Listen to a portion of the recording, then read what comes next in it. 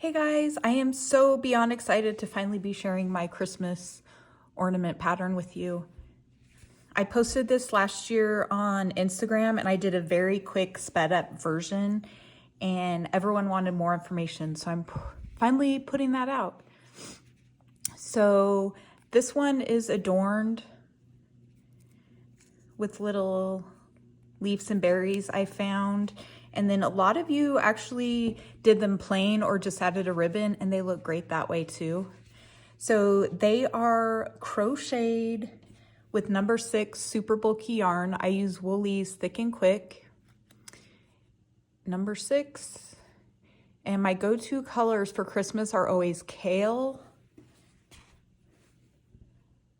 cranberry, and then I don't have a full skein to show you of the starlight, but you guys have seen me use this a lot, and it's a creamy off-white color with this really beautiful gold fleck in it. It's like a gold tinsel throughout. It's my favorite color, and that's the color we're going to be working on today. So I use glass ornaments, the 3.25 inch. I found these at Hobby Lobby. I usually use clear, but they were out, so I have the iridescent, which is fine because it's covered by the crochet anyway. So this is pretty affordable. I believe that price is 50% off for their Christmas items. So I do prefer glass over the plastic, and it's only because I find that the plastic dents really easy, and when you're pulling the crochet piece over the ball, it kind of dents in, and I just don't like it. But if you want to use plastic, that's fine. And I'm sure you guys have seen these balls everywhere: Walmart, Target, Michael's, Joann's, all the craft stores. So you can get them wherever you want. They're probably on Amazon as well. So for the little leaves and embellishments, I get these floral picks. And I just use little wire cutters and nip everything off separately. So I got all of these at Hobby Lobby, and you guys know that Hobby Lobby puts all their Christmas on sale, 50% off, so it's really affordable. And each stem will make several different Christmas balls. So these are all a little bit different than what I used last year, but similar. So I just nipped the little berries and pine cones off. A lot of you asked about the bells. It comes on a pick like this, and it was 4 bells, so I just take those off as well. The one thing I will say about using the bells is it does make these top heavy, so they don't hang perfectly straight. So once you put it on the tree, you can kind of nestle it into your branches and it works. But if you're selling it and want them perfect for gifts, or if you're selling it, you can always weight the balls down. Polyfill, I think, makes these little plastic beads that you can put in here that helps weight it down. I know back in the day we used to use beans or rice. I don't know if people are still doing that, but if you don't want to use food products, try those beads out. I just hot glue everything on with a glue gun. I use twine for my ribbon, and I use an L crochet hook. So I'm going to go ahead and remove some of these off the branches, so we'll be prepared for later, and I will come back here in just a minute. Okay, so let's get started on the cover for the little ornament. So you'll be using the L 8mm crochet hook. You want to leave a tail end, not too long, but about 10-12 inches, I would say. And we're going to chain 9. So create a slip stitch and then chain 9. Make sure it's not too tight so it doesn't pucker up, but not too loose either. So that's 1, 2, 3, 4, 5, 6, 7, 8, 9. So if you guys have been following along with me, you'll notice that this pattern is almost identical to the mini ribbed pumpkin pattern that I shared. The stitch count is different, and obviously the construction at the end is different, but other than that, it's exactly the same pattern. So once you have a chain 9, you're going to single crochet in the second chain from the hook, This is 1 and this is 2, and you're going to work under the back loop only. So on the chain, this would be the front loop and this would be the back loop. And then if you turn, there's the back hump. A lot of people work in the back hump because it gives a finished edge that looks really nice. For this pattern, we're doing back loop only because that's what we need for the finishing once we join the piece at the end. If you guys have my pattern from last year, there is an error. I accidentally put to single crochet in the first chain from the hook. It's supposed to be the second chain. Anyway, so there's 1, there's 2. We're gonna single crochet in the second chain from the hook. Again, back loop only. So there's 2, 3, 4, 5, 6, 7, 8. So you should have 8 stitches total.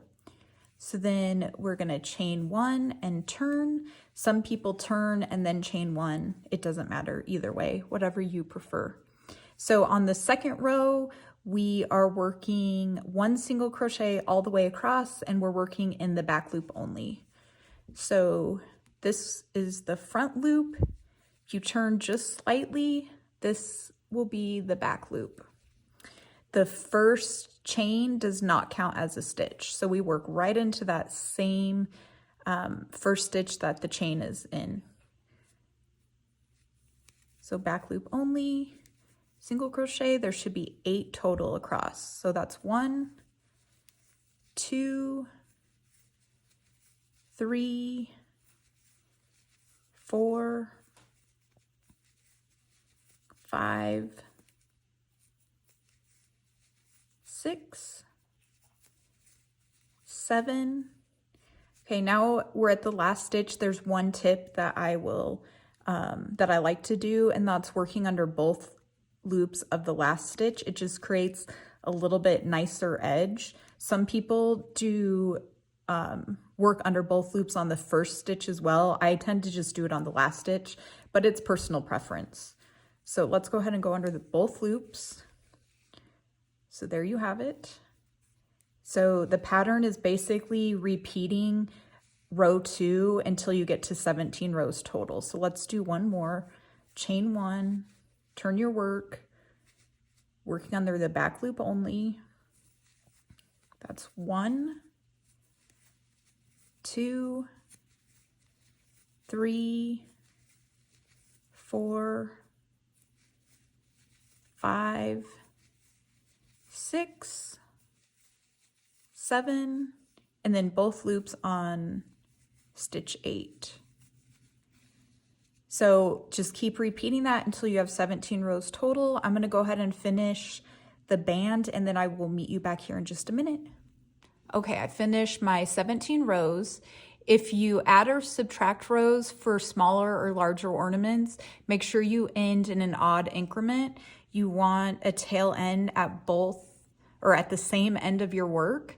That's so when you fold it and join the band, you'll have an end at the opposite end of the pieces, and then you can cinch the top and the bottom closed without adding an extra piece of yarn. So what you want to do is we're going to take the short sides of our work and fold them together. When you do this, you want your foundation chain facing you. And then this is the last row that we just completed.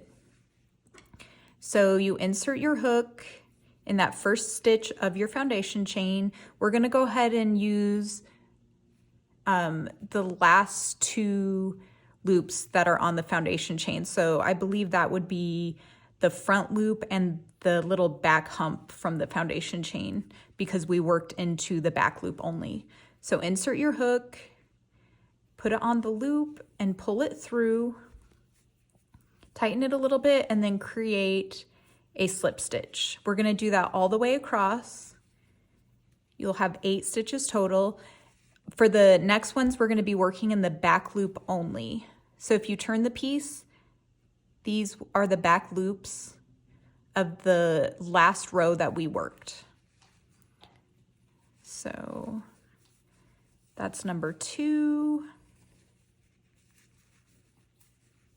3, 4,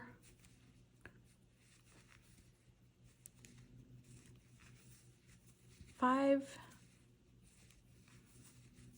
6, 7, and then again on the last stitch, I work under both loops. 8. Okay, so we want to go ahead and cut the yarn off now, so leave a long tail because we have to cinch the top closed. Okay, so go ahead and pull that through. So we're going to take the tail end first, and we're going to cinch the top closed.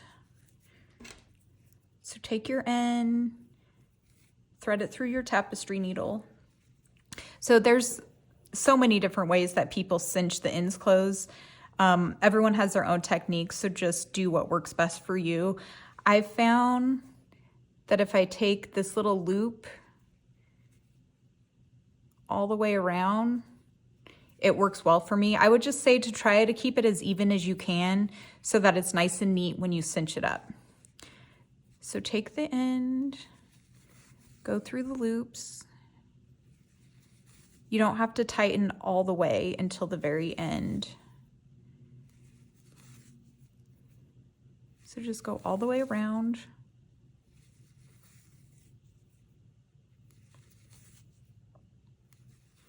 And then I always go back under the very first loop that I went under.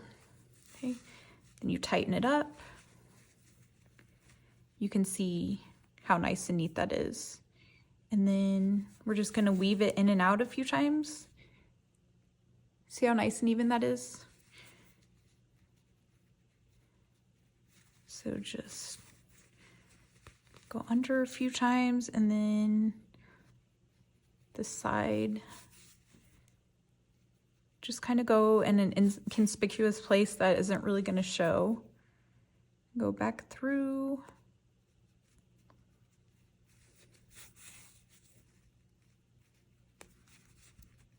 Okay, and then you can go ahead and cut that end off. Okay, then we're going to turn it right side out. You can see where we joined, it's very similar to the other rows, so you don't really see the seam very much. So we're gonna go ahead and weave the end around this end, but we're not gonna cinch it closed yet because we have to put it on the ornament. And again, do you see those little middle loops? I like to go in those. You'll find what works best for you and kind of what closes it the nicest, and then you'll kind of get a rhythm going.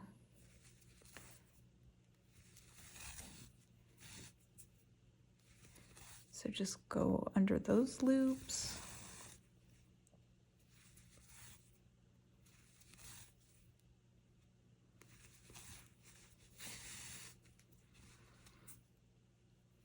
The last row is a little bit different, but I go under that, and then I go under that first loop again. Okay, then kind of stretch it back out. Don't pull it too tight because we're gonna put the ornament in there now. So take the ornament, I pull the little topper off, and you just kind of stretch it over, just like that. And the finished piece, I would say, is about 3/4 of an inch small, or 3/4 only covers the ball about 3/4 of the way, because we're gonna stretch it over the piece. So make sure it's like nice and straight, kind of pull. This is where the glass ball comes in handy because the plastic ones seem to dent very easily. So just kind of make sure it's nice and straight, and then you take your end and gently start pulling. Do this kind of carefully because glass will still break, but kind of do that until you have it tight, and then start weaving the end around the top to secure it.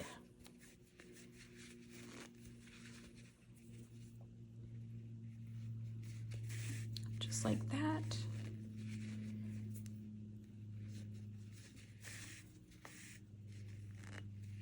Okay, then you can go down the side if you want to make it extra secure. Go back up. And then when you feel like it's nice and secure, got a little knot there, go ahead and cut it off. I think we're good. You can do a dot of glue there if you want to. Then just kind of make sure it's nice and straight. Then I put the top back on. These are really fragile and bend easily, so just be kind of careful. There you go. That's what it looks like.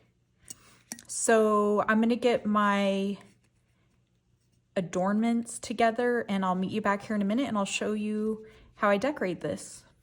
Okay, so let's go ahead and embellish these guys. So I take a little tiny bowl and I put the ornament in here so it doesn't roll all the way around while I'm trying to do this. So first thing, I take some twine and I like to create a bow kind of over on the side. So I take it and I wrap it around a few times and then I tie a knot over here. And I just kind of leave that over there for now and I tie the bow at the end. So then we just take some leaves and stuff and just kind of like eyeball what you want first before you glue anything down. I usually do something on the side like this. So you just need a tiny dab of glue. A little bit goes a long way. Just kind of hold it down for a minute. Okay, then put another dab kind of right on top for that piece. Then I like to put a little pine cone, usually about right there. So just kind of hold that.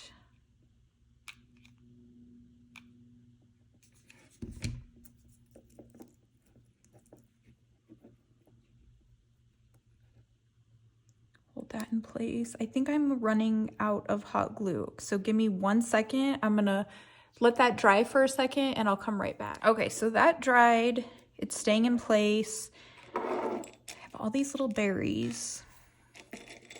So these ones are a little bigger than I used last year. So I think last year I put them kind of over here, but I think it's gonna have to go,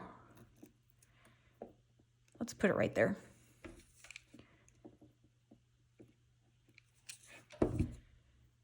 And I find the end where I clipped it off. Hold that in place. Then I usually get a smaller one. Put a little dab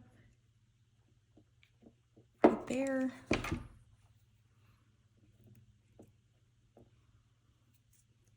Put a smaller one. Then you can leave the stems on them to make them a little bit longer and just kind of like tuck some under like that. So I just add like a tiny little dab of glue.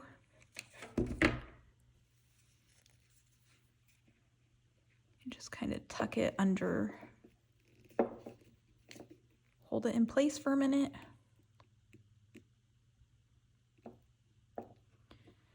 That's about it. I don't think I'm going to add much more to that one. If you do end up adding the bell, I usually just attach it to the twine, or you can leave the wire on and just kind of wrap it around and glue it in place.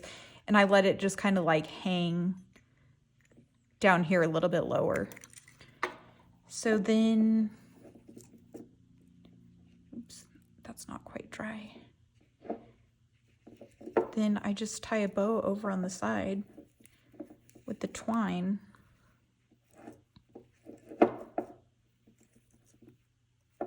Put it like that. And then you can leave the ends as long as you want.